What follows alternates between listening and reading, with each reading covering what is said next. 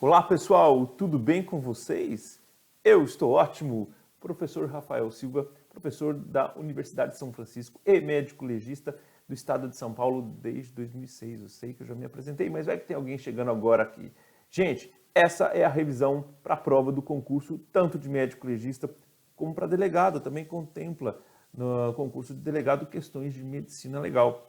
Essa aula eu vou fazer o seguinte, eu vou fazer uma aula de conceito de morte, e não é o conceito de morte da tanatologia, e sim dos encaminhamentos e da declaração de óbito. Se vai para o IML, se vai para o Serviço de Verificação de Óbito. Então, a aula de hoje é sobre isso, um fluxograma da morte eu criei para vocês, e nas próximas aulas eu abordo questões e vai ser de maneira mais prática, revisando o conteúdo. Pode ser assim? Então, vamos lá.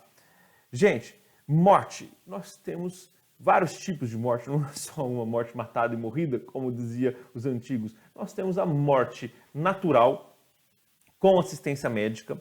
Nós temos a morte natural, sem assistência médica. Nós temos morte suspeita, é quando você não tem uma lesão, uma causa aparente de violência, mas também não parece ser de maneira natural. Como assim? Você tem um idoso, tá? Que já de 90 e tantos anos, cheio de doença e foi encontrado morto na casa, é morte aparentemente natural, sem nenhuma lesão, né? Morte natural. Agora, um jovem de 25 anos, previamente sadio, 18, 20, 30 anos, não tinha doença nenhuma, e é encontrado morto na sua casa, num terreno baldio, dentro de um carro, é suspeito, entenderam? Morte violenta, eu vou abordar com vocês os tipos de morte violenta, são de causas externas, assim, geralzão. Temos a morte sem identificação, ela pode ser natural, suspeita, violenta, mas sem identificação, sobrepõe, né, esse conceito da falta de identificação. As mortes que acontecem nos centros prisionais, ou seja, os custodiados pelo Estado. As mortes quando o corpo é encontrado em putrefação. Ou, por fim, uma morte que pode ter sido consequência de algum procedimento, de alguma medida com a intenção de diagnóstico ou tratamento instituído por uma pessoa que não tenha competência, um não médico, uma entidade, vamos dizer assim. Beleza? Então, quando você deve encaminhar para o SVO, para o IML, ou quando você, médico, ou quando o serviço deve fornecer uma declaração de óbito, né? Sem falar do conceito de declaração de óbito, que não é aula disso agora, tá? Quando você precisa desse documento, todos os tipos de óbito, tá? Tem algumas exceções. Então, quando toda pessoa que tem uma declaração de nascido vivo, toda pessoa que tem um documento de identidade, uma certidão de nascimento, vamos dizer assim, se morre, precisa fazer esse documento, essa declaração de óbito, tá ok? Quando a criança nasce viva, é um conceito interessante, guarda que cai muito em concurso, tá? Quando a criança nasce viva, independente do peso, altura ou idade gestacional, se ela nasce viva, deve-se fazer a declaração de óbito, tá? E se nasce morta essa criancinha, mas ela tem idade gestacional igual ou superior a 20 semanas, se ele pesa mais ou igual meio quilo, tá? Ou se ela tem uma estatura igual ou superior a 25 centímetros, qualquer um desses itens, não precisa ser os três, qualquer um desses itens faz a declaração de óbito, mesmo ela nascendo morta. Então, uma exceção, quem precisa da declaração de óbito? Todos os óbitos, tá? Todas as pessoas que eram vivas e morreram, e uma exceção nos casos dos óbitos fetais com esses dados, acima de 20 semanas, acima de meio quilo e acima ou igual 25 centímetros, tá bom?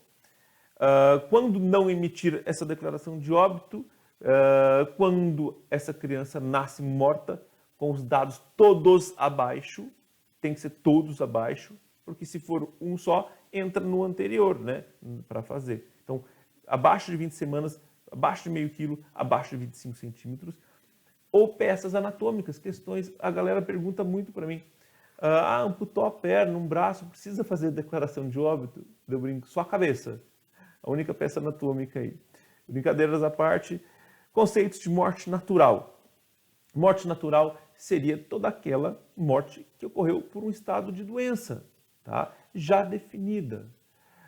Pode acontecer com assistência médica ou sem assistência médica.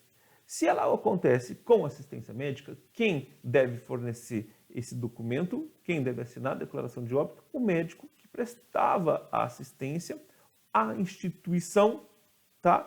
Ou o médico da família, certo?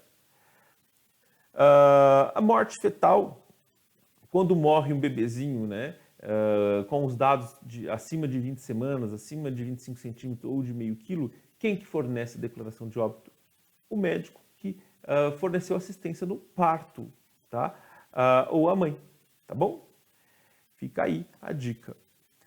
Morte sem assistência médica, morte natural sem assistência médica, quem que fornece a declaração de óbito ou para onde essa pessoa é encaminhada, e cai muito em concurso isso, é o Serviço de Verificação de Óbito, ou o SVO. Então, causas naturais, sem assistência médica, ou quando a morte aparenta ser de outra doença e não aquela que a instituição ou aquele médico vinha fazendo tratamento, ele tem dúvida, encaminha para o Serviço de Verificação de Óbito, tá bom?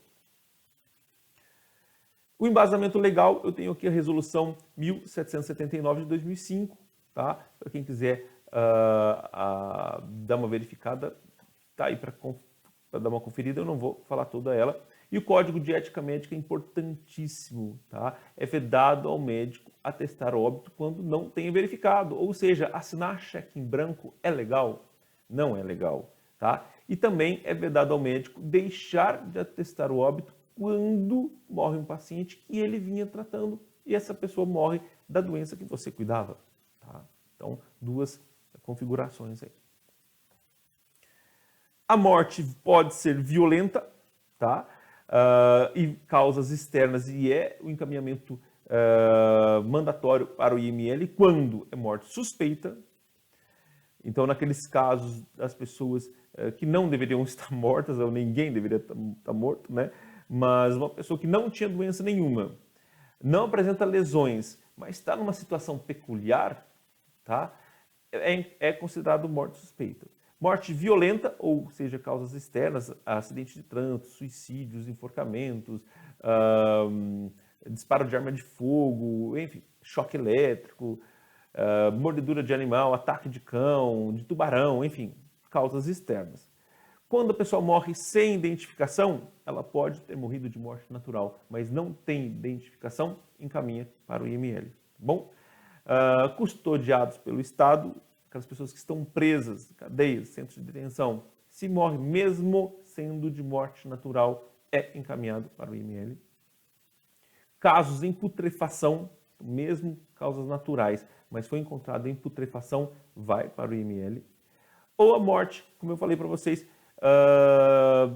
de uma pessoa que pode ter acontecido por um meio de diagnóstico ou de terapia por pessoas que não têm a prerrogativa legal para isso. Então, não médicos que vão prestar um atendimento a uma pessoa e ela acaba falecendo, tá? Aliás, quando chega alguém no pronto-socorro ou você fica sabendo de um caso desse, você deve encaminhar para a delegacia e acionar o CRM, Conselho de Medicina ali da sua região, tá bom? Uma observação. Qualquer médico da região pode, tá, preencher a declaração de óbito nesses casos. Preste atenção, declaração de óbito nesses casos pode ser feito por alguém que não é legista, tá, quando solicitado pela autoridade judicial ou policial, tá? Então, não é obrigado ir para o IML. E se na região não tiver? Então, esse perito ad hoc, que eu vou falar mais para frente, ele está aí para suprir a demanda, a ausência do Estado nos locais, tá? Então, pode acontecer de um médico que não é perito oficial do IML assinar a declaração de óbito nesses casos quando o IML não está presente ou quando solicitado pela autoridade judicial ou policial, tá? É isso aí. O fluxograma da morte está aqui para vocês. Quem quiser dar uma estudadinha, eu criei esse fluxograma aqui para o hospital, onde eu trabalho aqui em Bragança, para auxiliar os residentes, tá? Então, óbito no ambiente hospitalar, primeira pergunta, tem identificação? Porque mesmo morrendo de morte natural, se ele não tem identificação, ele vai para o IML. Segue aqui, ó, não, e vai para o IML. Se tem identificação, ele pode ir para o SVO se a morte não é definida e pode ir para o IML caso a morte seja violenta. E se a morte for natural, num ambiente hospitalar, num paciente que tem identificação, o hospital deve preencher a declaração de óbito, tá bom? Gente, já ficou longa essa aula, né? 10 minutos praticamente, 11 agora, né? As próximas 2 aulas são de questões referentes a esse tema, tá bom? Espero que vocês tenham gostado dessa aula relâmpago. Um grande abraço para vocês. Fui!